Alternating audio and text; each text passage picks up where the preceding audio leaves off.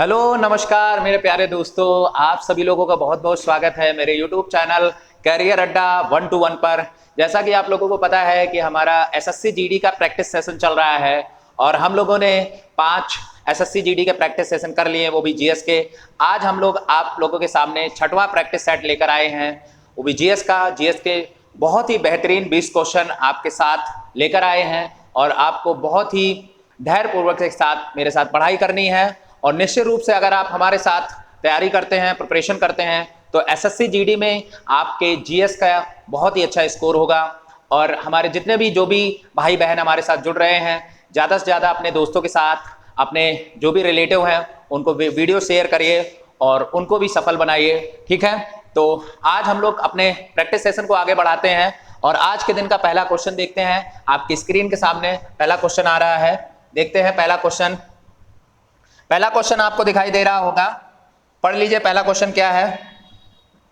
पहला क्वेश्चन है कि लुई पाश्चर ने किसकी खोज की थी। बहुत ही सिंपल सा क्वेश्चन है, आप लोग बहुत ही आराम से करेंगे, धैर्यपूर्वक करेंगे। साइंस का क्वेश्चन है और पूछा गया है कि लुई पाश्चर ने किसकी खोज की थी। तो आप सभी लोगों को पता होगा लुई पाश्चर ने किसकी खोज की थी। अगर हम बात करते हैं, यहाँ पे ऑप्शन की बात करते हैं, तो पेनिसिलिन की अगर हम बात करते हैं तो पेनिसिलिन की जो खोज की थी, पेनिसिलिन की खोज की थी अलेक्जेंडर फ्लेमिंग ने की थी। किसने की थी? अलेक्जेंडर फ्लेमिंग ने की थी, राइट। मैं शॉर्ट में लिख दे रहा हूं, अलेक्जेंडर फ्लेमिंग ने की थी, ओके। अलेक्जेंडर फ्लेमिंग ने की थी। वहीं पर अगर हम पोलियो टीका की बात करते हैं तो पोलियो टीका जो है जी साल्क ने इसका टीका खोजा था, जी साल्क ने। और इंसुलिन की अगर हम बात करते हैं तो इंसुलिन की खोज जो है फ्रेडरिक ने की थी, राइट। तो इसमें हमारा एक ही ऑप्शन बच रहा है और आप सभी लोगों ने सही किया है आंसर, और इसका आंसर हो जाएगा रेबीज का टीका। तो रेबीज का जो टीका है वो किसने खोजा था? लुई पाश्चर एक वैज्ञानिक थे, उन्होंने रेबीज का टीका खोजा था। और रेबीज की मैं बात कर लेता हूं। रेबीज जो है एक वायरस जनित बीमारी है। रेबीज कैसी बीमारी है? रेबीज एक वायरस जनित बीमारी है, एक वायरस रेबीज एक वायरस जनित बीमारी है, ठीक है। और मोस्टली आप देखते हैं कि जब कुत्ता काट लेता है या कोई आप कुत्ता, भेड़िया या कोई वैसा जानवर जो होता है, जंगली जानवर, उसके काटने से ही बीमारी होती है, ओके। तो इसको ठीक करने के लिए लुई पाश्चर जी ने जो है इस टीके की खोज की थी और इस टीके का नाम था रेबीज का टीका, ठीक है। हमारा क्वेश्चन हो गया आज के सेशन का, यानी प्रैक्टिस सेट नंबर का आज पहला क्वेश्चन समाप्त हुआ। आप सभी लोग मेरा साथ दीजिए और हमारे सेशन को लाइक भी करिए, इसके अलावा शेयर भी करते रहिए अपने दोस्तों के साथ। हम लोग नेक्स्ट क्वेश्चन पर बढ़ते हैं, सेकंड क्वेश्चन आ जाते हैं। सेकंड क्वेश्चन आपकी स्क्रीन के सामने है। क्वेश्चन क्या कह रहा है, ठीक है। देखिए, हमारा मेन उद्देश्य है कि आपके एक क्वेश्चन के साथ कम से कम हमारे 5 से 6 क्वेश्चन होने चाहिए, ठीक है, राइट। आप लोग जो भी इंपॉर्टेंट पॉइंट लगता है वो आप लोग नोट करते जाएंगे। इसके अलावा जितने भी हमारे प्रैक्टिस सेट हैं वो आपको हमारे टेलीग्राम चैनल जो है करियर अड्डा 1 to 1 पर आपको सारे प्रैक्टिस सेट भी मिलेंगे, ठीक है। चलिए इसको हम लोग कर लेते हैं। एक दिवस से रिलेटेड क्वेश्चन है, भारत में राष्ट्रीय युवा दिवस कब मनाया जाता है? यहाँ पे याद रखना, राष्ट्रीय युवा दिवस की बात कर रहे हैं तो हमारे, अगर हम अंतरराष्ट्रीय युवा दिवस की बात करते हैं, अंतरराष्ट्रीय युवा दिवस की बात करते हैं, अंतरराष्ट्रीय युवा दिवस की बात करते हैं, अंतरराष्ट्रीय युवा दिवस की बात करते हैं, तो ये कब होता है पता होगा, कुछ दिन पहले मैंने बताया था। अंतरराष्ट्रीय युवा दिवस जो होता है, अंतरराष्ट्रीय युवा दिवस जो होता है वो कब होता है? 12 अगस्त को होता है। कब होता है? 12 अगस्त को होता है। यहीं पर अगर हम बात कर लेते हैं कि 30 जनवरी की बात करते हैं तो 30 जनवरी को क्या होता है? शहीद दिवस होता है। क्या होता है? शहीद दिवस के रूप में मनाते हैं, शहीद दिवस के रूप में मनाते हैं। और सभी लोगों को पता होगा कि 30 जनवरी 1948 को महात्मा गांधी जी की हत्या कर दी जाती है। उन्हीं के संबंध में जो है हम लोग शहीद दिवस मनाते हैं। 1 जनवरी की अगर हम बात करते हैं तो 1 जनवरी को सभी को पता है कि क्रिश्चियन कैलेंडर के आधार पर जो है 9 वर्ष मनाया जाता है। लेकिन यहाँ पर हमारा आंसर क्या हो जाएगा? आप लोगों ने आंसर सही किया है और इसका आंसर क्या हो जाएगा? 12 जनवरी हो जाएगा। और 12 जनवरी का जो संबंध है वो किससे संबंधित है? स्वामी विवेकानंद। किससे संबंधित है? स्वामी विवेकानंद जी का जन्म होता है। स्वामी विवेकानंद, अभी कुछ दिन बाद आने वाला भी है इनका जन्मदिन। स्वामी विवेकानंद जी का जन्मदिन है, ठीक है। तो स्वामी विवेकानंद जी का जो जन्म हुआ था वो 12 जनवरी 1863 में हुआ था, राइट। तो 12 जनवरी 1863 में हुआ था। तो इन्हीं के जन्म के याद पर जो है हम लोग राष्ट्रीय युवा दिवस मनाते हैं। और राष्ट्रीय युवा दिवस कब होता है? 12 जनवरी को होता है। हम विवेकानंद जी के बारे में बात कर लेते हैं। कल मैंने बताया था रामकृष्ण परमहंस, जो रामकृष्ण मिशन जो था, रामकृष्ण मिशन की स्थापना इन्होंने की थी। रामकृष्ण मिशन की स्थापना की थी और कब की थी? 1897 में की थी। और कहां पर की थी? ये कलकत्ता में की थी। कहां पर की थी? कोलकाता में। कहां पर की थी? तो कोलकाता में की थी। अगर कोलकाता में प्रॉपर मैं जगह की बात करता हूं तो आप देखते हैं कोलकाता के पास जो है हावड़ा है, और सभी लोग जानते भी होंगे कि हावड़ा ब्रिज भी है वहां पर। तो हावड़ा में ही जो है इस राम कृष्ण मिशन की स्थापना की थी। और बेलूर मठ की भी स्थापना जो है हमारे विवेकानंद जी ने की थी। इसके अलावा आप लोगों को पता है एक सम्मेलन हुआ था, विश्व सम्मेलन हुआ था शिकागो में 1893 में हुआ था, ठीक है, विश्व धर्म सम्मेलन इसको बोलते हैं। और उसमें भी हमारे विवेकानंद जी ने शिरकत की थी और बहुत लंबा भाषण दिया था, ठीक है। तो इन सारी चीजों को याद रखेंगे। विश्व धर्म सम्मेलन, ठीक है, कब हुआ था? तो 1893 में हुआ था। लेकिन अगर कभी ये पूछ लिया जाए दूसरा विश्व धर्म सम्मेलन जो हुआ था वो 1900 में हुआ था। कब हुआ था? तो वो 1900 में हुआ था और ये फ्रांस में हुआ था। यहां पर भी जो है हमारे विवेकानंद जी ने हिस्सा लिया था। लेकिन जो सबसे फेमस विश्व धर्म सम्मेलन था वो शिकागो का है। और कब हुआ था? 1893 में हुआ था, राइट, ठीक है। चलिए हम लोग तीसरे क्वेश्चन पर चलते हैं। दोनों क्वेश्चन हो गए हमारे। आज के दिन का तीसरा क्वेश्चन है, आज के हमारे सेशन का तीसरा क्वेश्चन है। तीसरा क्वेश्चन क्या कह रहा है? तीसरा क्वेश्चन कह रहा है भारत के 16वें अटॉर्नी जनरल, ठीक है। तो देखिए होता क्या है कि करंट अफेयर के क्वेश्चन कई बार रिपीट भी होते हैं, ठीक है। तो यहाँ पे ये क्वेश्चन हम ऑलरेडी पहले भी एक सेशन में करा चुके हैं, लेकिन कोई बात नहीं है। पढ़ाई जब तक हम लोग सफल नहीं होते हैं तब तक हमें कई क्वेश्चन बार बार पढ़ने पड़ते हैं, ठीक है, और हम लोग उसका रिवीजन भी करते हैं।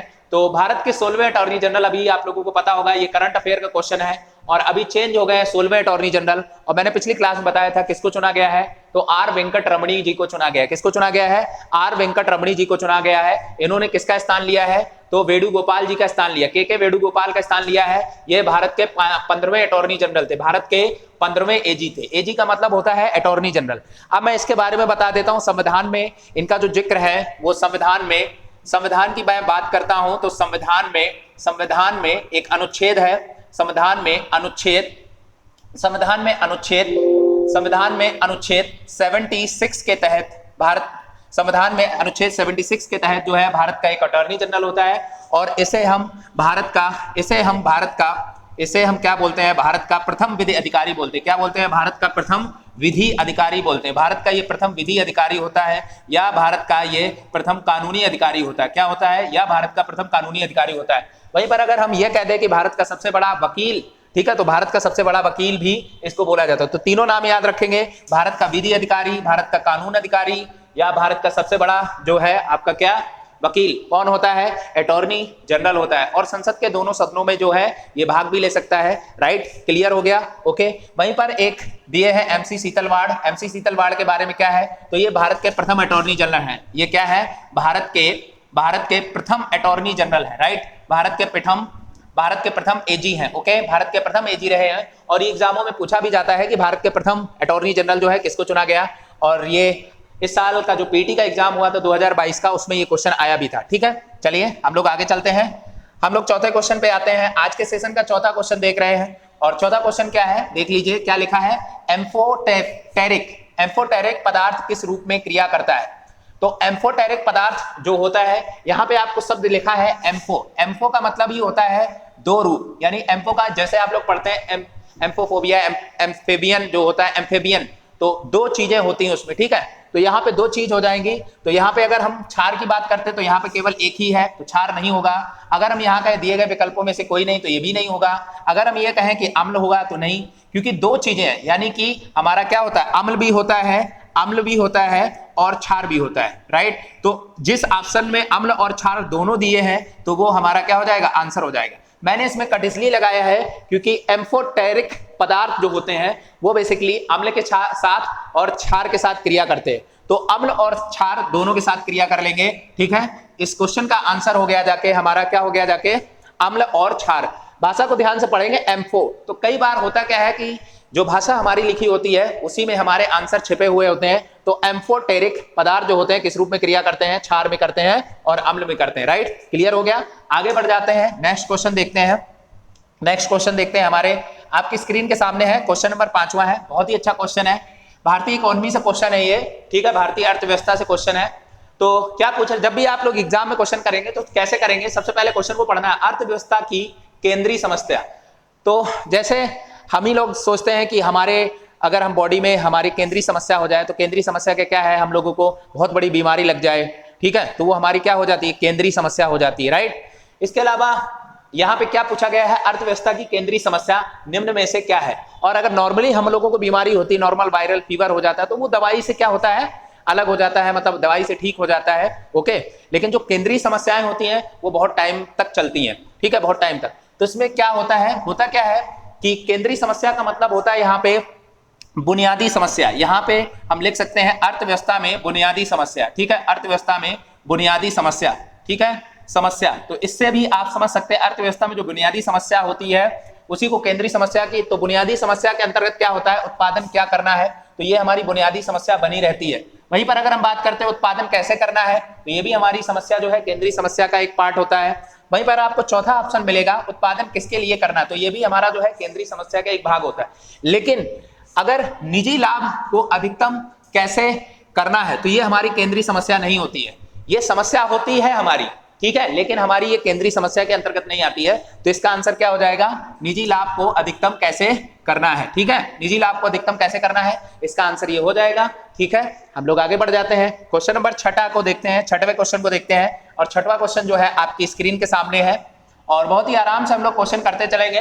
बिल्कुल एग्जाम में भी आपको इसी तरह करना है, ठीक है, बिल्कुल पहले भाषा को आराम से पढ़ लेना है, इसके बाद क्वेश्चन को करना है। और क्वेश्चन में ये देख लेना कि इसमें से हो कौन नहीं सकता है। कई बार होता क्या है, मैं आपको बता देता हूं, 3 आपको लगाने होते हैं। एक होता है नॉलेज बेस्ड मेथड, एक क्या होता है, केबीएम होता है। इसको आप लोग ध्यान रखेंगे, नॉलेज बेस्ड मेथड। केबीएम का मतलब होता है कि अगर आपको क्वेश्चन सीधा सीधा आ रहा है तो उसमें नॉलेज बेस्ड मेथड लगा दीजिए। दूसरा होता है ईबीएम। ईबीएम का मतलब क्या होता है, ये नोट कर लेंगे आप लोग। ईबीएम का मतलब होता है एलिमिनेशन बेस्ड मेथड। तो एलिमिनेशन का मतलब होता है कि हम लोग गलत छांटेंगे, यानी छटनी कर लेंगे, ठीक है, जो भी ऑप्शन में इसमें हो नहीं सकता है। और तीसरा जो होता है वो एबीएम होता है। क्या होता है, एबीएम, एबीएम होता है। तो एबीएम का मतलब क्या होता है, इसमें एप्रोप्रिएट बेस्ड मेथड होता है, जो हमें बहुत ही सटीक लगता है और कई बार लगता है कि यही हमारा आंसर जो है हो सकता है, तो हम उस जगह जो लगाते हैं एबीएम मेथड लगाते हैं, राइट। इसके अलावा एक हमारा डी एबीएम हो जाता है, डिस करना होता है, उसको डिसलाइक करना होता है कि इसमें कौन सा हो नहीं सकता है, ठीक है। बहरहाल जो 3 मेथड है, इन 3 मेथड का आप लोग प्रयोग करेंगे। केबीएम है, ईबीएम है और एबीएम है, राइट। तो इसमें क्या है, लाभ के क्वेश्चन क्या कह रहा है, लाभ के गत्यात्मक सिद्धांत। गत्यात्मक का मतलब होता है गतिशीलता। गत्यात्मक का मतलब क्या है, गतिशीलता से संबंधित है, गतिशीलता। यानी गतिशीलता का मतलब यहाँ पे क्या है, अर्थव्यवस्था में गतिशीलता, अर्थव्यवस्था में गतिशीलता। अर्थव्यवस्था में गतिशीलता कब आती है, जब अर्थव्यवस्था में चेंज आता है। कब होता है, कब ये व्यवस्था होती है, जब अर्थव्यवस्था में क्या होता है, अर्थव्यवस्था में जब चेंज होता है, अर्थव्यवस्था में जब चेंज होता है, राइट, जब परिवर्तन होता है। क्या होता है, परिवर्तन होता है। तो और जब ये परिवर्तन होता है तो उस स्थिति में हम लोगों को क्या होता है, उस स्थिति में हम लोगों को लाभ होता है।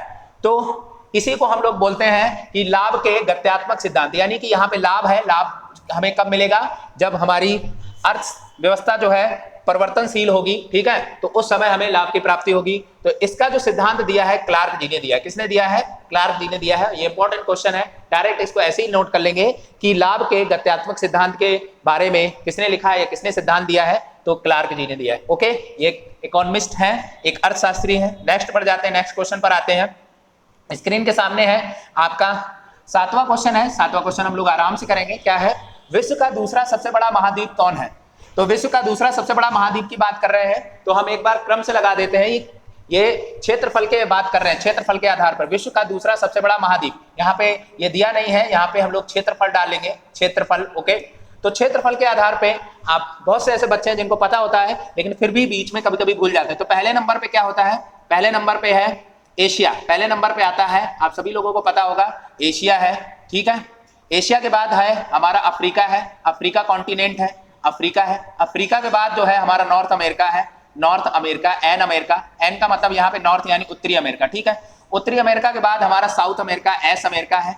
एस अमेरिका का मतलब क्या है, साउथ अमेरिका यानी दक्षिण अमेरिका, जिसमें आप लोग ब्राजील वगैरह देश देखते हैं। ब्राजील हो गया, अर्जेंटीना हो गया, चिली हो गया, उरुग्वे हो गया, पराग्वे हो गया, राइट, ये देश देखते हैं। इसके अलावा हम लोग, ये पहला हो गया, दूसरा हो गया, तीसरा हो गया, चौथा हो गया, 5वें अगर महाद्वीप की बात करते हैं, क्षेत्रफल, ये क्या है, किसके आधार पर है, तो ये क्षेत्रफल के आधार पर, क्षेत्रफल के आधार पर, ठीक है। तो पांचवें की बात करते हैं तो अंटार्कटिका हो जाता है, अंटार्कटिका हो जाता है, कौन हो जाता है, अंटार्कटिका हो जाता है, राइट।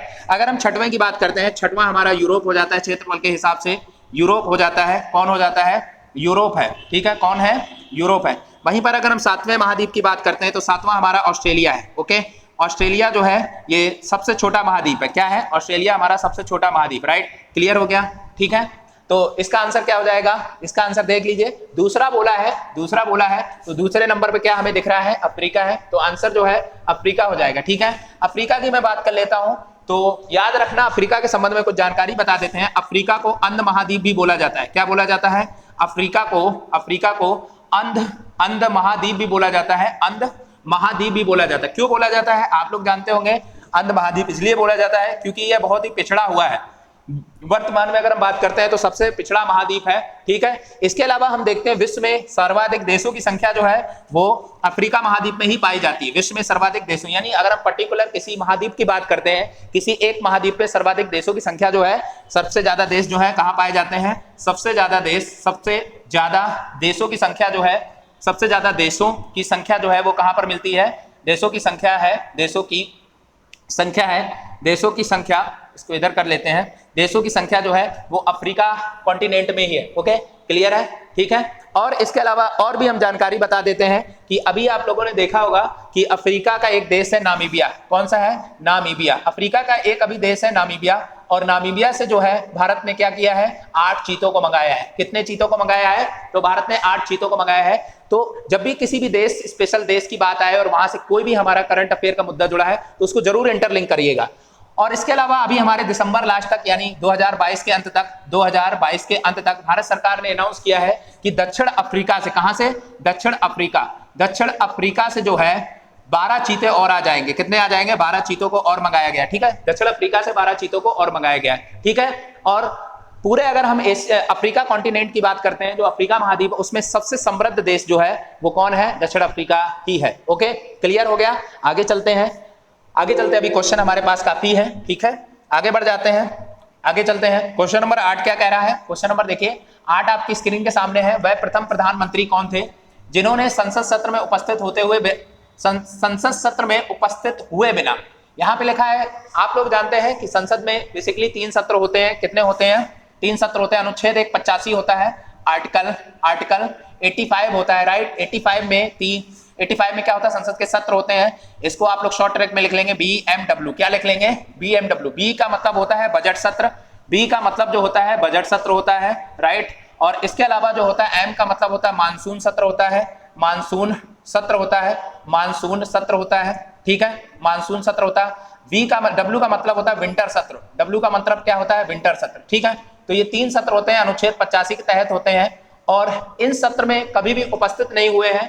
और ऐसे कौन से प्रधानमंत्री हैं, तो आपने सभी ने पढ़ा होगा कि जो चौधरी चरण सिंह है, इनका नाम पूरा है चरण सिंह, यहाँ पे लिखा है, तो यहाँ पे ऑप्शन नंबर 3 में लिखा है, इनका पूरा नाम है चौधरी चरण सिंह। क्या नाम है, चौधरी चरण सिंह, और हमारे पश्चिमी उत्तर प्रदेश से ये बिलोंग करते थे, चौधरी चरण सिंह, ठीक है। चौधरी चरण सिंह जो है ये ऐसे प्रधानमंत्री रहे हैं जो कभी भी सत्र में उपस्थित नहीं हुए हैं, ओके, क्लियर हो गया, ठीक है। इसके अलावा किसानों के लिए जो है इन्होंने बहुत अच्छे काम किए थे, इनका कार्यकाल बहुत लंबा नहीं रहा है। इनका कार्यकाल की अगर हम बात करते हैं तो 1979 से लेकर और 1980 तक ये है भारत के प्रधानमंत्री रहते हैं, ठीक है। इसके अलावा किसानों के लिए जो है इन्होंने बहुत अच्छा काम किया है, इसीलिए किसान दिवस जो है इन्हीं की याद में मनाया जाता है, राष्ट्रीय किसान दिवस। इसके अलावा हम लोग बात कर लेते हैं अन्य जो प्रधानमंत्री, आंसर इसका हो जाएगा चौधरी चरण सिंह। मोरारजी देसाई की बात करते हैं तो मोरारजी देसाई जो है सबसे उम्र दराज के प्रधानमंत्री रहे। उम्र दराज का मतलब है वरिष्ठ प्रधानमंत्री, राइट। तो उम्र दराज जो है सबसे उम्र दराज के प्रधानमंत्री रहे हैं, सबसे वरिष्ठ, ज्यादा उम्र में जो है प्रधानमंत्री बने थे। वहीं पर अगर हम श्रीमती इंदिरा गांधी जी की बात करते हैं तो ये भारत की पहली महिला प्रधानमंत्री रही है, ठीक है, भारत की पहली महिला प्रधानमंत्री रही है जो प्रधानमंत्री बनी है। इसके अलावा हम लोग नेक्स्ट चलते हैं लाल बहादुर शास्त्री। तो लाल बहादुर शास्त्री जी के बारे में बात करते हैं तो लाल बहादुर शास्त्री जो है भारत के दूसरे प्रधानमंत्री। देखिए कई बच्चों ये सोच रहे होंगे कि दूसरे प्रधानमंत्री तो गुलजारी लाल नंदा थे, राइट, आपकी बात सही है, गुलजारी लाल नंदा थे, लेकिन गुलजारी लाल नंदा जो थे वो 12 दिन ही प्रधानमंत्री रहे थे, ठीक है। कितने दिन रहे थे, 12 दिन प्रधानमंत्री रहे थे, और ये कार्यकारी प्रधानमंत्री थे। आप सभी लोगों को पता होगा कि 1964 में जो है 1964 में है, इनकी डेथ हो जाती है, लाल बहादुर शास्त्री जी की 1964 में डेथ हो जाती है। तो इसके बाद जो है गुलजारी लाल नंदा जी को 12 दिन के लिए जो है प्रधानमंत्री बनाया जाता है। राइट, क्लियर हो गया। और इसके बाद जो स्थायी रूप से दूसरे जो प्रधानमंत्री बनते हैं लाल बहादुर शास्त्री बनते हैं। क्लियर हो गई सारी चीजें? ओके, सभी को पता होगा। ओके, ठीक है, आगे चलते हैं। और वर्तमान में अगर हम देखें तो नरेंद्र मोदी जी जो है वो भारत के 15वें प्रधानमंत्री के रूप में है। ओके, और वो अपने दूसरे कार्यकाल में है। ठीक है, यानी वो अपना जो कार्यकाल देख रहे हैं वो दूसरा। और सबसे लंबे कार्यकाल की बात करते हैं तो जवाहरलाल नेहरू। जवाहरलाल नेहरू ने जो है प्रधानमंत्री के पद पर रहते हुए 16 साल जो है वो अपने कार्यकाल में रहे हैं। आगे चलते हैं, नेक्स्ट क्वेश्चन देखते हैं। नेक्स्ट क्वेश्चन क्या है? नेक्स्ट क्वेश्चन है, कौन मौर्य शासक भद्रबाहु के साथ सिरवड़ बेलगोला गए थे? कौन मौर्य शासक भद्रबाहु के साथ सिरवड़ बेलगोला गए थे? चलिए, इसमें सबसे पहले देख लेते हैं कौन मौर्य शासक। तो आपको क्या करना है, भद्रबाहु को अंडरलाइन करना। भद्रबाहु जो है आप सभी ने पढ़ा होगा कि ये जैन संप्रदाय से थे। किससे थे? जैन संप्रदाय। ठीक है, जैन गुरु थे, ये जैन संप्रदाय से थे। जैन संप्रदाय से रहे हैं भद्रबाहु। ओके, स्थूल भद्र और भद्रबाहु जो है ये अलग अलग दो व्यक्ति हैं। जैन गुरु थे। ठीक है, जैन धर्म के संबंध में जो है इन्होंने काम किया था। ओके, तो अब यहाँ पे देख लेते हैं आप लोग कैसे एलिमिनेट करेंगे। अशोक की अगर हम बात करते हैं तो अशोक जो है बौद्ध धर्म से संबंधित थे। किससे संबंधित थे? बौद्ध धर्म से संबंधित। अशोक जो थे बौद्ध धर्म से संबंधित थे, तो ये आंसर हमारा नहीं हो पाएगा। इसके अलावा हम दशरथ देखते हैं। दशरथ की अगर हम बात करते हैं, अशोक के पौत्र थे। ये भी जो है बौद्ध धर्म से संबंधित थे। किससे थे? बौद्ध धर्म से ही एक निकली हुई शाखा थी आजीवक संप्रदाय। मक्खली गोसाल जो है उसके संस्थापक के रूप में जाने जाते हैं। तो आजीवक संप्रदाय से संबंधित यानी बिंदुसार जो है, बिंदु यहाँ पे लिख लेंगे, बिंदुसार। ठीक है, बिंदुसार जी के बारे में बात करते हैं तो बिंदुसार जो है वो आजीवक संप्रदाय से ही संबंध रखते थे। तो कहीं ना कहीं तीनों का जो संबंध है, यानी इन तीनों लोगों का संबंध है वो बौद्ध पंथ से है। किससे है? बौद्ध पंथ से। तो इसका सिंपल सा है आंसर, क्या हो जाएगा? चंद्रगुप्त मौर्य। यहाँ पे मौर्य और लिख लेंगे। ठीक है, चंद्रगुप्त मौर्य जो है कहां पर चले जाते हैं? तो सिरवड़ बेलगोला में चले जाते हैं। और सिरवड़ बेलगोला में ये घटना घटती है कब? 300 BC की बात होती है। कब की बात होती है? 300 BC के समय ये बात होती है। और ये भद्रबाहु के समय जो है कहां चले जाते हैं? तो चले जाते हैं आपके सिरवड़ बेलगोला, और वहीं पर इनकी डेथ होती है। डेथ मैं बता देता हूं, संलेखना विधि से होती है। किस विधि से होती है?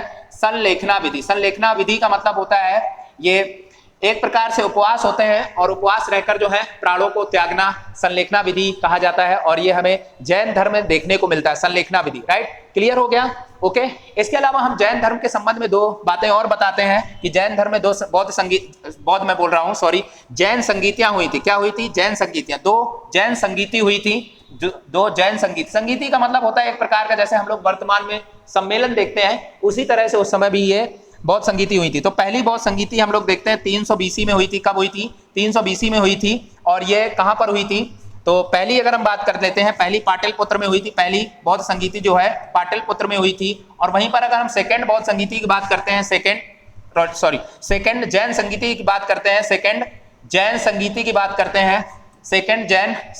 बात करते हैं, तो सेकंड जैन संगीति जो है 500 AD के समय हुई थी। कब हुई थी? 500 AD। और ये कहाँ हुई थी? AD लिख लेंगे। ये हुई थी बल्लभी। कहाँ पर हुई थी?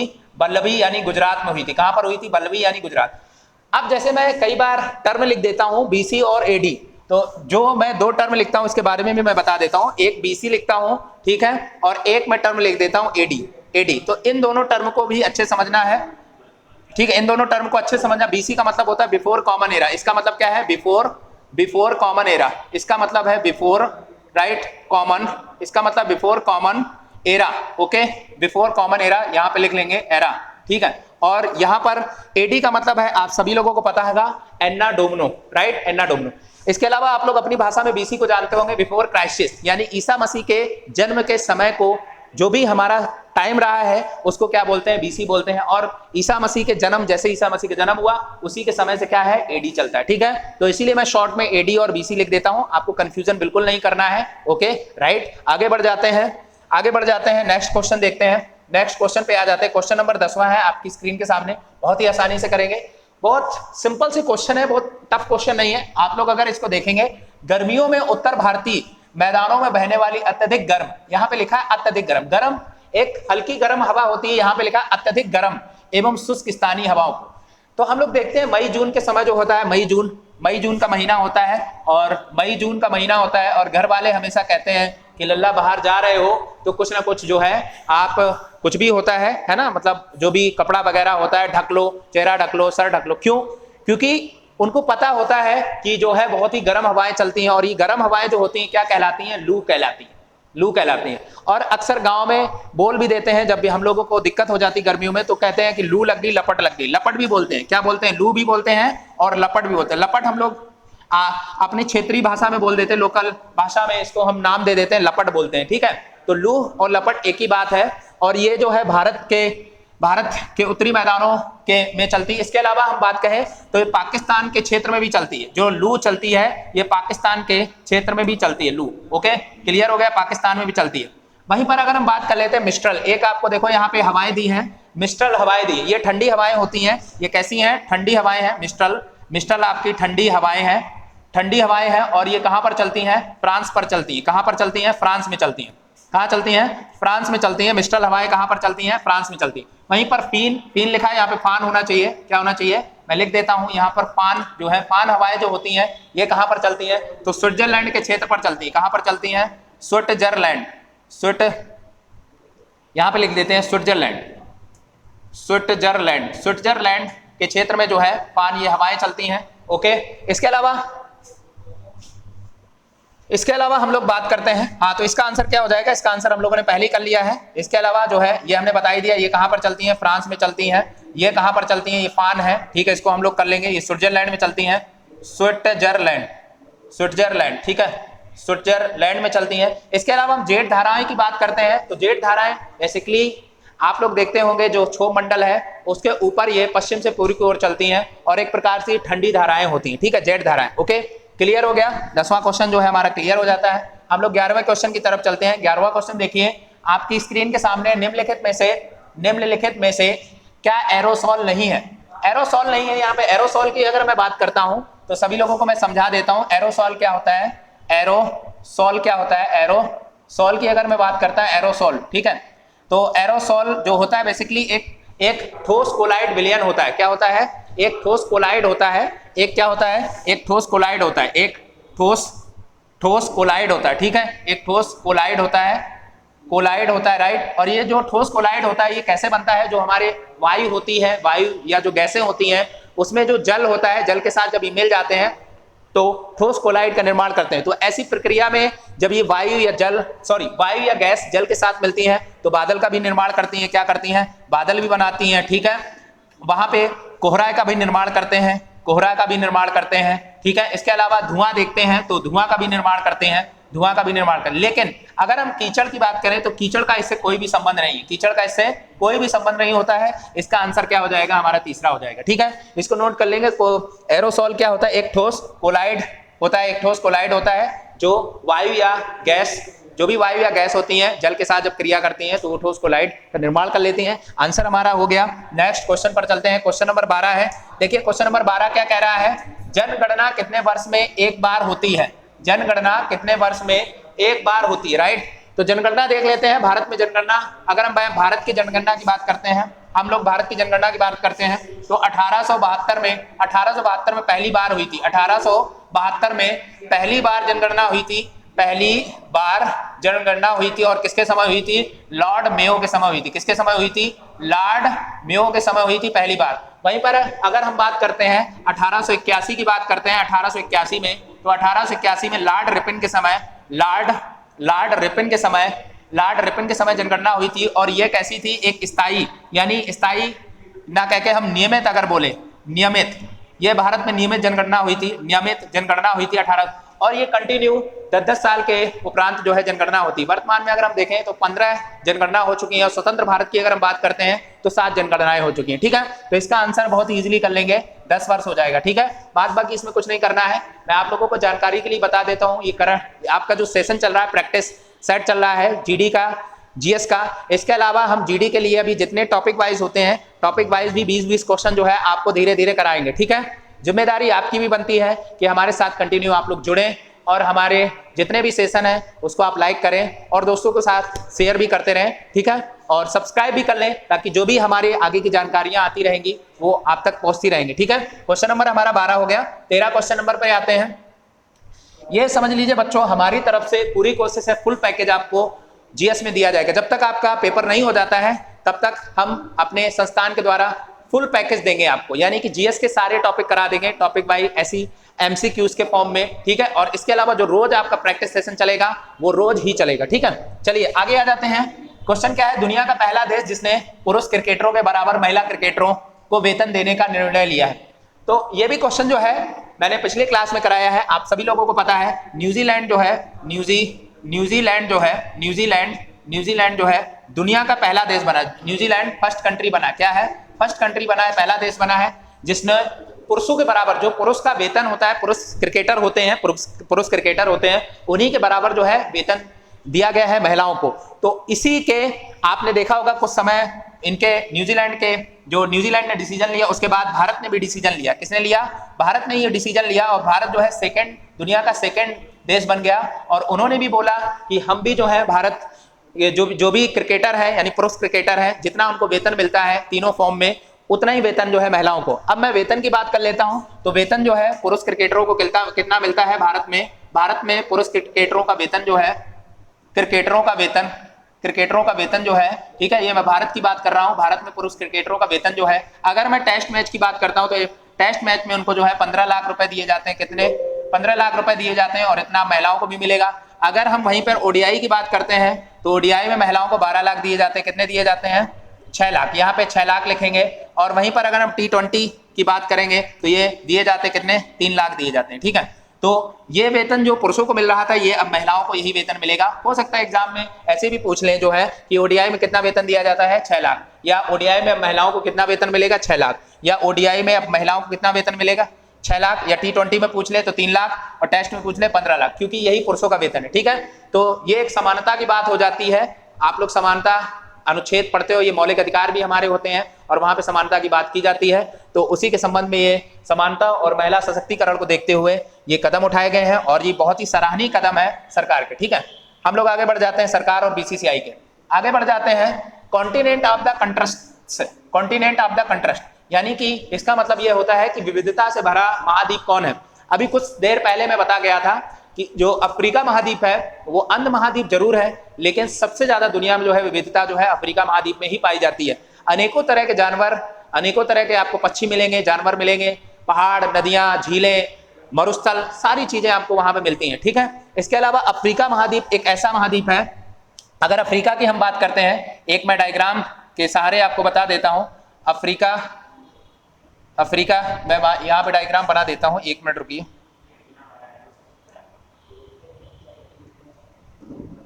अफ्रीका महाद्वीप की अगर मैं बात करता हूं, ठीक है, अफ्रीका का डायग्राम मैं बनाता हूं। ठीक है, ये हमारा अफ्रीका का जो है डायग्राम बन गया। इसके अलावा अफ्रीका एक महाद्वीप है जहां से हमारी तीनों रेखाएं भी गुजरती है। ये भी याद रखना है कि तीनों जो है, चाहे वो कर्क रेखा हो या भूमध्य रेखा हो या मकर रेखा हो, तो तीनों रेखाएं जो है अफ्रीका महाद्वीप से गुजरती हैं। इसके अलावा मैं अफ्रीका के बारे में एक बात और कर देता हूं कि दुनिया में जो सबसे लंबी नदी बहती है वो अफ्रीका महाद्वीप में बहती है, और सभी लोगों को पता होगा उस नदी का नाम क्या है। उस नदी का नाम है नील नदी है। क्या नाम है? नील नदी है। इसके अलावा अफ्रीका में एक नदी बहती है कांगो जायरे। क्या नाम है?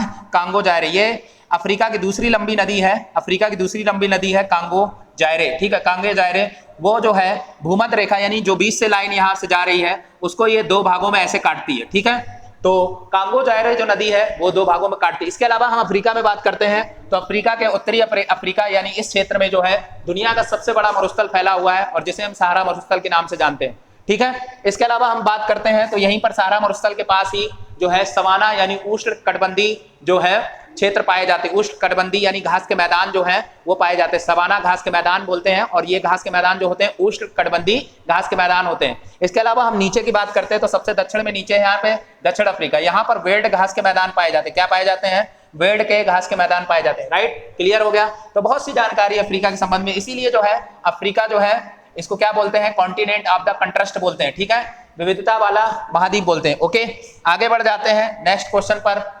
हाँ, और जानकारी मैं बता देता हूं इसके संबंध में। और भी यहाँ पे देखिए, और भी यहाँ पे देश है। एशिया की अगर मैं बात करता हूँ, एशिया की, तो एशिया जो है, एशिया सबसे बड़ा सबसे बड़ा जो है महाद्वीप है, आप सभी लोगों को पता होगा सबसे बड़ा महाद्वीप है। और ऑस्ट्रेलिया की मैं बात करता हूं तो ऑस्ट्रेलिया जो है प्यासी भूमि का देश बोला जाता है। क्या बोला जाता है? प्यासी भूमि का देश। अब इसे प्यासी भूमि का देश बोल दें या महाद्वीप बोल दें, ठीक है, प्यासी भूमि का देश, क्योंकि ऑस्ट्रेलिया एकमात्र ऐसा महाद्वीप है जो अपने आप में एक देश भी है और अपने आप में महाद्वीप है। वहीं पर अंटार्कटिका की बात बोलते हैं, अंटार्कटिका तो ये पूरा बर्फ से ढका हुआ महाद्वीप है, ठीक है, तो इसे श्वेत महाद्वीप भी बोलते हैं। क्या बोलते हैं? इसे हम श्वेत महाद्वीप भी बोलते हैं। तो ये भी जानकारी आप लोगों को होना बहुत जरूरी है। इसे क्या बोलते हैं? श्वेत महाद्वीप भी बोलते हैं। राइट, क्लियर हो गया? सारी चीजें क्लियर हो गई। हम लोग आगे बढ़ जाते हैं, नेक्स्ट क्वेश्चन पर चलते हैं। नेक्स्ट क्वेश्चन है आपकी स्क्रीन के सामने, क्वेश्चन नंबर 15 है। क्या कह रहा है? निम्नलिखित में से किस देश ने सर्वप्रथम महिलाओं को, अच्छा ये तो क्वेश्चन हमारा हो गया, आंसर इसका ये हो जाएगा न्यूजीलैंड। नेक्स्ट क्वेश्चन चलते हैं, नेक्स्ट क्वेश्चन चलते हैं। क्या है? क्वेश्चन नंबर 16 है। क्वेश्चन नंबर 16 क्या कह रहा है? देखिए, रामकृष्ण मिशन की स्थापना किसने की थी? तो अभी कुछ देर पहले जो है मैंने ये क्वेश्चन आपको करा भी दिया है। रामकृष्ण मिशन की स्थापना जो होती है कब होती है? 1897 में होती है। और किसके द्वारा होती है? स्वामी विवेकानंद जी के द्वारा होती है। स्वामी विवेकानंद जी के द्वारा होती है। स्वामी विवेकानंद जी के द्वारा होती है। और ये कहां पर होती है? कलकत्ता, यानी हावड़ा, कलकत्ता में इसकी स्थापना होती है। हावड़ा कलकत्ता, ठीक है, हावड़ा कलकत्ता में इसकी स्थापना होती है। कलकत्ता में इसकी स्थापना होती है। वहीं पर अगर हम बात कर लेते हैं राजा राम मोहन राय, तो राजा राम मोहन राय ने ब्रह्मा समाज की स्थापना की थी। ब्रह्मा समाज की स्थापना की थी। किसकी की थी? कहीं पे ब्रह्म समाज भी होगा, कहीं पर ब्रह्मा समाज, ठीक है। तो ब्रह्म समाज की स्थापना की थी, कब की थी? तो 1828 में की थी, ठीक है। तो जितने भी आपको नाम दिख रहे हैं यहाँ पे, स्वामी विवेकानंद जी का नाम दिख रहा है, राजा राम मोहन राय, ये सब हमारे धार्मिक सुधारक रहे। क्या है? हमारे धार्मिक सुधारक। वहीं पर दयानंद सरस्वती की बात कर लेते हैं, महर्षि दयानंद सरस्वती, इन्होंने आर्य समाज की स्थापना की थी। किसकी की थी? आर्य समाज की स्थापना की थी।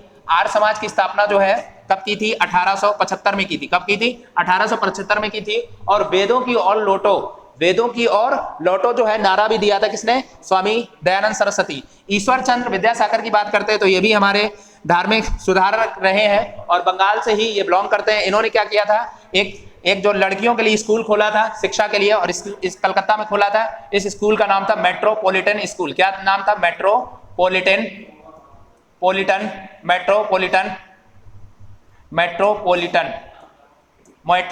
कॉलेज। क्या नाम था इसका? Metropolitan college. और ये कलकत्ता में ही खोजा गया था, ठीक है। जो बच्चियां थी, लड़कियां थी, उनको शिक्षा के संबंध में ये पढ़ सके, आगे बढ़ सके। राइट, क्लियर हो गई सारी चीजें। आगे बढ़ जाते हैं, क्वेश्चन नंबर देख लेते हैं। क्वेश्चन नंबर 17 है। 17 क्वेश्चन नंबर देखते हैं क्या है? ऐसे घने धूसरी बादलों को क्या कहते हैं जो वर्षा करते हैं? ठीक है, चलिए, मुझे नहीं पता है लेकिन मैं आपको थोड़ा सा एक्सप्लेन कर देता हूं, आप लोग बिल्कुल समझ जाएंगे। वैसे बादल जो होते हैं मुख्य रूप से 3 प्रकार के होते हैं। एक जो नीचे ये बादल होते हैं, एक बीच में होते हैं, एक ये ऊपर के बादल होते हैं। अब देखिए, जो हमें बहुत ही घने और काले बादल दिखते हैं, यानी कि ये जो घने काले बादल ही लिखना, बाल मत लिखना, घने काले बाल, ठीक है, घने काले बादल, ठीक है। घने काले बादल जो होते हैं ये हमें सबसे निचले क्रम पर मिलते हैं, ठीक है। आप लोगों ने देखा होगा जब भी बरसात का मौसम होता है या बारिश होने होती है, ठीक है, जब भी मौसम मानसून बनता है तो उस समय जो है बहुत ही पास में घने काले बादल आ जाते हैं, बहुत ही एकदम अंधेरा सा हो जाता है। तो यही जो बादल होते हैं वर्षा करते हैं। ये कैसे होते हैं? यही जो होते हैं वर्षा वाले बादल होते हैं, वर्षा मेघ होते हैं, वर्षा बादल होते हैं। वहीं पर अगर हम दूसरे क्रम पर बात करते हैं, दूसरे क्रम पर यहाँ पे आपको कपास जैसे गुच्छे मिलेंगे। यहाँ पर क्या होते हैं? ये बादल में आपको ऐसे कपास जैसे जो है गुच्छे मिलेंगे बादल में, ठीक है। ये कपास जैसे बादल में जो है गुच्छे मिलेंगे। ये ऐसा बादल है जिसमें कपास जैसे जो है क्या है? गुच्छे हैं। ओके, तो ये जो कपास जैसे गुच्छे जो होते हैं, इसीलिए इनको क्या बोला जाता है? कपासी बादल बोला जाता है। क्या बोला जाता है?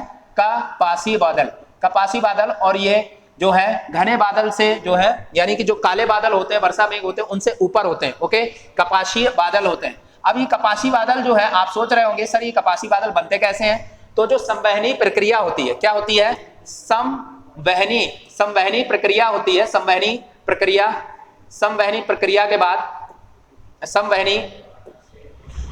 प्रक्रिया के बाद जो है इन बादलों का निर्माण होता है। कपासी तीसरे नंबर पे बादल करते हैं। तीसरे नंबर की बात करते हैं तो आप सभी लोगों ने देखा होगा ऐसे फैले हुए जो होते हैं, ऐसे फैले हुए बहुत दूर फैले हुए होते हैं, ठीक है। बेसिकली इन जो बादलों का निर्माण होता है वो छोटे हिमकणों से होता है। किससे होता है? छोटे हिमकणों से। ये सबसे ऊंचे स्तर पर होते हैं। छोटे हिमकणों से इनका निर्माण होता है। छोटे हिमकणों से निर्माण होता है, ठीक है। छोटे हिमकणों से इसका निर्माण होता है और ये सबसे ऊंचाई में। आप लोग कभी भी देखना, जब भी आकाश साफ होता है तो फिर भी उसमें दूर एक बादल आपको दिखाई देते हैं, ठीक है, धागे नुमा बादल होते हैं, धागे नुमा। तो समझ लेना ये कैसे होते हैं, ये पच्छाभी बादल होते हैं। ये कैसे होते हैं, पच्छाभी बादल, इनको बोलते हैं पच्छाभी। मैं लिख देता हूं यहाँ पे, ये होते हैं पच्छाभी बादल या पच्छाभ बादल, पच्छाभ बादल होते हैं, ठीक है, पच्छाभ बादल या पच्छाभी बादल। तो क्लियर हो गया तीनों। तो इसका आंसर आप लोग बता दीजिए क्या हो जाएगा इसका आंसर। जो वर्षा स्त्री मेघ होते हैं, ठीक, उन्हें क्या कहते हैं, यही हो गया हमारा चौथा नंबर। यानी कि ऐसे घने धूसरी, धूसरी का मतलब होता है धूल के आकार के, धूसरी का मतलब होता है धूल जैसे, थोड़े गंदे टाइप के, ठीक है। तो इनको क्या कहते हैं, वर्षा स्त्री मेघ होता है। ओके, क्लियर हो गया। हम लोग आगे बढ़ जाते हैं, क्वेश्चन ये हमारा हो गया। क्वेश्चन नंबर 18 पर चलते हैं। क्वेश्चन नंबर 18 क्या कह रहा है, देख लीजिए। क्वेश्चन नंबर 18 कह रहा है, क्वेश्चन नंबर 18 कह रहा है कि रक्त समूह O वाला व्यक्ति किस रक्त समूह को, व्यक्तियों को रक्त दे सकता है। तो आप सभी लोगों को पता है रक्त समूह की खोज जो है, रक्त समूह की जो खोज है, रक्त समूह की खोज एक वैज्ञानिक थे। रक्त समूह की खोज जो है एक वैज्ञानिक थे जिनका नाम था लैंड स्टीनर। क्या नाम था, लैंड स्टीनर। इनका पूरा नाम अगर बात करते हैं तो इनका नाम था कार्ल लैंड स्टीनर। क्या नाम था, कार्ल लैंड स्टीनर जो है रक्त समूह की खोज की थी। और इन्होंने जो है 4 रक्त समूह को खोजा था। एक था O, एक था AB, ठीक है, एक था AB और एक था A और एक था B, ठीक है। तो इसमें इन्होंने बताया था कि जो O होता है ये सर्वदाता होता है। क्या होता है, सर्वदाता होता है। और वहीं पर AB के बारे में अगर बात की थी, इन्होंने कहा था सर्वग्राही होता है, ठीक है, सर्वग्राही होता है। ओके, यानी कि ये जो होता है यूनिवर्सल एक्सेप्टर होता है, ठीक है, लेने वाला होता है सभी से। और ये जो होता है सर्वदाता यूनिवर्सल डोनर होता है, ठीक है। वहीं पर अगर हम बात कर लेते हैं, ए वाला जो होता है इस तरह से नहीं होता है, ए वाला सिर्फ ए से ही कनेक्ट करता है, बी वाला बी से ही कनेक्ट करता है, राइट। तो यहाँ पर ओ की अगर हम बात करते हैं, ओ सबको दे सकता है, लेकिन वो पूछा है कि किससे ले सकता है। तो ओ वाला व्यक्ति केवल ओ से ही ले सकता है। किससे ले सकता है, ओ से ही ले सकता है। जो भी ओ रक्त का समूह होगा तो उसी से जो है ओ का आपस में जो है इंटरचेंज होगा, ठीक है। आप हमें खून दीजिए, अगर सामने वाला ओ वाला है तो हम उसको दे सकते हैं, वो हमसे ले सकता है। लेकिन ओ जो है देने की अगर बात करें, यानी कि ओ अगर देने की बात करे तो वो ओ को भी दे सकता है, ठीक है, ए बी को दे सकता है, ठीक है, और ए को भी दे सकता है, बी को भी दे सकता है। लेकिन लेने की बात करें, लेने की अगर बात करें तो वो केवल ओ से ही ले सकता है, राइट। क्लियर हो गया, ठीक है। आगे बढ़ जाते हैं, नेक्स्ट क्वेश्चन पर चलते हैं। क्वेश्चन नंबर क्या है, क्वेश्चन नंबर 19 है आपकी स्क्रीन के सामने। पानी की स्थायी कठोरता को दूर करने के लिए कौन सी विधि का प्रयोग नहीं किया जाता। यहाँ पे लिखा है प्रयोग नहीं किया जाता। तो सिंपल सी बात है, पानी की स्थायी कठोरता को दूर करने के लिए जो है हम लोग जो है, आप लोगों ने पढ़ा होगा, ये होता है Na2CO3, यानी सोडियम कार्बोनेट की बात करते हैं। तो सोडियम कार्बोनेट के द्वारा जो है हम लोग पानी की कठोरता होती कैसे है। देखिए, पानी की कठोरता की अगर हम बात करते हैं, पानी जो जल होता है उसमें आपके क्लोराइड मिल जाते हैं। क्या होते हैं, क्लोराइड मिल जाते हैं। इसके अलावा कैल्शियम सल्फेट मिल जाते हैं, कैल्शियम सल्फेट मिल जाएगा। इसके अलावा मैग्नीशियम, इसके अलावा क्या होता है, मैग्नीशियम, ठीक है, मैग्नीशियम। इनके मिलने के कारण जो होता है जल में क्या हो जाती है, कठोरता हो जाती है। और इस कठोरता को दूर करने के लिए हम NaCO का इस्तेमाल करते हैं, यानी कि हम सोडियम बाइकार्बोनेट का इस्तेमाल करते हैं, राइट। इसके अलावा हम जो कास्टिक सोडा, यानी अगर कास्टिक सोडा की बात करें तो NaOH की बात करते हैं, यानी कि इसकी जो ये आपको दिख रहा है ये हो गया आपका सोडियम कार्बोनेट, और ये दिख रहा है कास्टिक सोडा यानी कि NaOH, सोडियम हाइड्रोक्साइड। इसका भी इस्तेमाल करके जो है पानी की स्थायी कठोरता को दूर कर सकते हैं। आसवन विधि का मतलब क्या होता है, आसवन विधि का मतलब होता है कि पानी को जब भी हम उबालते हैं तो पानी जो होता है वाष्पित होता है। पानी क्या होता है, वाष्पित होता है। और जब ये वाष्पित जल होता है तो जो वाष्प जल होता है उसी को बाद में हम क्या कर लेते हैं, ठंडा कर लेते हैं। और जब ठंडा कर लेते हैं तो उससे जो है सारी अशुद्धियां जो है निकल जाती हैं। तो आसवन के द्वारा भी जो है पानी की कठोरता को अलग किया। लेकिन उबाल कर जो है पानी की कठोरता को दूर नहीं कर सकते हैं, इसलिए आंसर क्या हो जाएगा, उबालना। इसका आंसर ये हो जाएगा। बाद बाकी ये जो आंसर है ये नहीं होंगे, ठीक है। इसका आंसर हो जाएगा 4, यानी कि पानी की जो स्थायी कठोरता दूर करने के लिए जो है इसका प्रयोग नहीं करते हैं, उबाल कर हम लोग उसकी स्थायी कठोरता दूर नहीं कर सकते। क्लियर हो गया आंसर। इसमें जो टिक लगा है इसको नहीं है, ये टिक लग गया है। बाद बाकी इसका आंसर क्या होगा, उबालना। Okay, answer number 4। ओके, चलिए आगे बढ़ जाते हैं। क्वेश्चन नंबर, आज के सेशन का अंतिम क्वेश्चन है। क्वेश्चन क्या लिखा है, संविधान में जन स्वास्थ्य एवं स्वच्छता तथा अस्पताल तथा औषधालय किस सूची में आते हैं। तो सूची की बात कर रहे हैं हम लोग, संविधान में देखते हैं 7वीं अनुसूची है। कौन सी, संविधान की एक 7वीं अनुसूची है। और 7वीं अनुसूची के तहत जो है हमें 3 जो है सूचियां प्राप्त होती हैं। आप लोगों ने पढ़ा होगा 3 सूचियां होती हैं। पहले नंबर पे होती है संघ सूची, पहले नंबर पर होती है संघ सूची, और संघ सूची जो है आप देखते होंगे संघ सूची में जो है कितने विषय है, तो वर्तमान में इसमें 100 विषय है। कितने विषय है? 100 विषय है। और जो भी संघ के संबंध में कोई भी नियम कानून बनाया जाता है तो वो संघ ही निर्णय लेता है, यानी केंद्र निर्णय लेता है। तो ऐसी सूचियां जो होती हैं संघ, जैसे अगर हम बात कर लें सेना हो गया, संचार हो गया, इस तरह की जो व्यवस्थाएं होती हैं, ठीक है, उसमें जो है कौन विषय बनाता है, तो संघ सूची या संघ केंद्र सरकार विषय बनाती है। दूसरे नंबर पर अगर हम बात करते हैं राज्य सूची, राज्य सूची वर्तमान में अगर हम बात करते हैं तो राज्य सूची में 61 विषय हैं। कितने विषय हैं? 61 विषय हैं। और यहीं पर अगर हम बात करते हैं इसमें विषय कानून कौन बनाता है, इनके संबंध में जो कानून है, कानून बनाता है राज्य सरकार। कौन कानून बनाता है? राज्य सरकार बनाता है, राज्य सरकार बनाता है। ओके, वहीं पर अगर हम तीसरी बात करते हैं तो तीसरी हम बात करते हैं समवर्ती सूची की। समवर्ती सूची की राज्य के संबंध में, जैसे आपने कृषि वगैरह ये सारी चीजें देखी हैं, आप अस्पताल, स्वच्छता, ये सारी चीजें देखते हैं, तो वहां के राज्य के संबंध में कानून बनाए जाते हैं। लेकिन हम समवर्ती सूची की बात करते हैं तो यहाँ पे राज्य भी कानून बनाता है, राज्य प्लस में केंद्र भी कानून बनाता है, लेकिन यहाँ पर केंद्र को ज्यादा वरीयता दी जाती है। अगर इन दोनों के बीच में विवाद भी हो जाता है तो केंद्र के द्वारा जो बनाया गया कानून होगा उसको मान्यता मिलती है। जैसे परिवार नियोजन आप लोग देखते हैं तो दोनों मिलकर काम करते हैं, यानी कि वो हमारी समवर्ती सूची के अंडर में आता है। राइट, क्लियर हो गया? तो इसका आंसर क्या हो जाएगा? इसका आंसर हो जाएगा हमारा राज्य सूची हो जाएगा। कहाँ गया आंसर? ये हो जाएगा। ओके, जो अस्पताल है, स्वच्छता है, औषधालय है, इसकी देखरेख के लिए जो है हमारा क्या हो जाएगा? राज्य सूची हो जाएगा। ठीक है, आज की क्लास हमारी यही रहती है। इस क्लास को अब हम यहीं पे विराम देते हैं। ठीक है, हम लोग कल के सेशन में फिर से मिलते हैं, प्रैक्टिस सेशन साथ में, प्रैक्टिस सेट साथ में मिलते हैं। और आज के लिए इतना ही है, फिर मिलते हैं। तब तक के लिए आप लोग स्वस्थ रहिए, मस्त रहिए, अच्छे से रहिए, पढ़ते रहिए। जय हिंद।